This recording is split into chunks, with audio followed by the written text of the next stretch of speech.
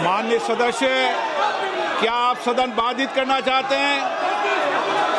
Operation सिंदूर पर चर्चा नहीं करना चाहते? नहीं करना चाहते चर्चा? मिस्टर गोगोई और आप सब राजनीतिक दल के लोग आए थे। आपने कहा ऑपरेशन सिंदूर पर चर्चा होनी चाहिए, फिर आप सदन बाधित कर रहे हैं। आखिर सदन आप क्यों नहीं चलने दे रहे? प्रश्नकाल माननीय सदस्यों का सबसे महत्वपूर्ण समय होता है। आखिर देश जानना चाहता है कि आप प्रश्नकाल क्यों स्थगित करना चाहते हैं, क्यों आप प्रश्नकाल के अंदर नियोजित बाधा करना चाहते हैं। माननीय प्रतिपक्ष के नेता, आपके दल के नेताओं को समझाओ, इनको सदन में पर्चे फेंकने के लिए, तख्तियां लाने के लिए नहीं भेजा है। आप प्रश्नकाल नहीं चलाना चाहते, आखिर जवाब दो। देश जानना चाहता है कि आप प्रश्नकाल क्यों नहीं चलाना चाहते। 10 महत्वपूर्ण मंत्रालयों पे आज चर्चा होने वाली है।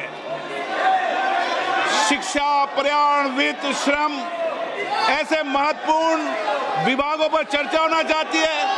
सदस्यों का समय होता है, आप प्रश्नकाल नहीं करना चाहते।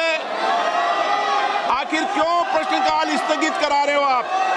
क्यों सदन के अंदर नारेबाजी, तख्तियां, पर्चा फेंक रहे हो? ये सदन के अंदर मर्यादा आपकी?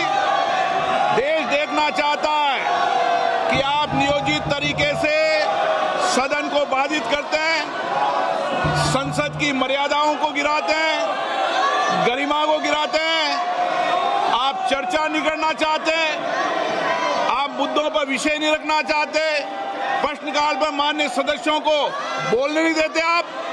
ये तरीका आपका उचित नहीं है। मैं फिर आपको आग्रह कर रहा हूं, सदन की मर्यादाओं को बना के रखो। सदन सबका है, देश के 140 करोड़ जनता की अभिव्यक्ति का सर्वोच्च संस्था है।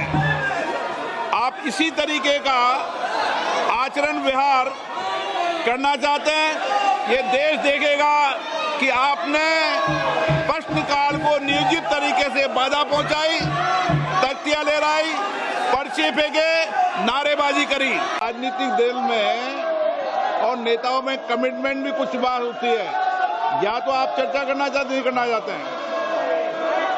मैं फिर आपसे कह रहा हूं, आप ऑपरेशन सिंदूर पे चर्चा चाहते नहीं चाहते? चाहते हैं तो सदन के अंदर अपनी सीट पे बैठिए। सदन स्थगित कर दूं? नहीं करना चाहते आप चर्चा? ऑपरेशन सिंधु पर चर्चा नहीं करना चाहते? कोई भी मुद्दा बेल में उठाने से किसी मुद्दे पर चर्चा नहीं होगी। संसद के अंदर नियम प्रक्रिया है, नियम प्रक्रिया के तहत बिजनेस एडवाइजरी कमेटी के अंदर चर्चा होती है, उसके बाद मुद्दों पर चर्चा होती है। जो कुछ भी अगर आप नहीं चाहते, फिर मैं आपसे अंतिम बार आग्रह करना चाहता हूं कि आप अगर ऑपरेशन सिंदूर के महत्वपूर्ण विषय पर चर्चा नहीं करना चाहते चर्चा। जब पाकिस्तान और आतंक की बात आती है तो पाकिस्तान भी पाकिस्तान की उतनी पैरवी नहीं करता जितनी राहुल ऑक्युपाइड कांग्रेस पाकिस्तान की करती है। हर तर्क तैयार रहता है, हर बचाव का तरीका तैयार रहता है, और कहीं ना कहीं पाकिस्तान को बचाने के लिए सदा कांग्रेस आगे खड़ी रहती है। ऐसी कौन सी मजबूरी है कि कांग्रेस को पाकिस्तान का साथ देना जरूरी है? आज नहीं, आप 2008 की घटना से याद करिए। हर बार पाकिस्तान को बचाने के लिए कहीं ना कहीं कांग्रेस आगे आती है, कांग्रेस के नेता आगे आते हैं। और आज जब पहलगाम अटैक पर पार्लियामेंट में चर्चा होगी तो उससे पहले पूर्व गृह मंत्री का इस तरह का बयान आना कांग्रेस की मानसिकता को दिखाता है कि वो भारत के साथ नहीं, भारत के जब सांसद भारत का पक्ष रखने विदेश जाते हैं, डेलीगेशन में जाते हैं, तो कांग्रेस के एक नेता कह देते हैं आतंकवादी भी खुले घूम रहे हैं और सांसद भी घूम रहे हैं। तो सांसद और आतंकवादियों को एक तराजू पे रखने का काम ये भी कांग्रेस ने किया।